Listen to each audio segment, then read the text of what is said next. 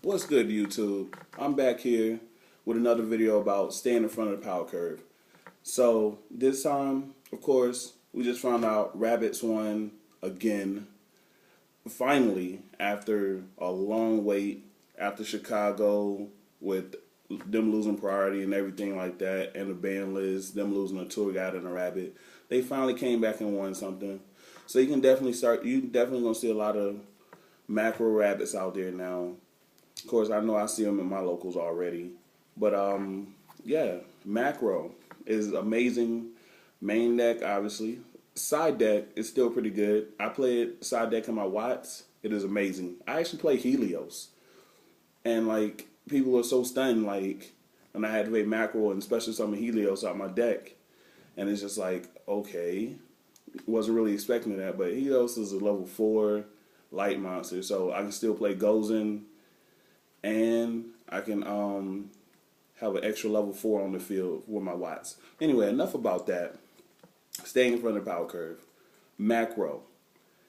If this card hurts you, then right now you might want to think about a deck change for this meta, because this card is seeing a lot of play. Between this and D-Fissure, those two cards are getting a lot of playtime. Another card that's really doing a lot of stuff in this meta, Skill Drain. I mean, Skill Drain's always been good. It shuts down a lot of decks. And I mean, there's not much you can do against Skill Drain or Macro. So I mean, if your deck is hurt by these two cards, be aware they are cards and they are being played. Now, in combination with some of these cards, you got things like Doomcow and Thunder King. Now, right now, Thunder King is getting more play. I mean, he's real good. Obviously, you can't use him with Macro, but you can use him with Skill Drain. So, right now, he's getting more play, but you can definitely expect to see this guy starting to get a little bit more play. I mean, because between these two, they rotate out, and I think it's about time for this guy to rotate in and take Thunder King's spot in the side deck. He's amazing. As far as hand traps, whew, these things right here, they're great, but let's be realistic. With all the inherent summons, the maybe +1 off of Max C, it's like, it's not good. I mean, they Konami knew what they was doing when they reprinted Max C in the 10s, because it's just like, okay, we can give you guys Max C, but it's gonna be kind of useless now, and it pretty much is. Valor. Valor's still a card. I mean, it still does a good bit. It slows down windups.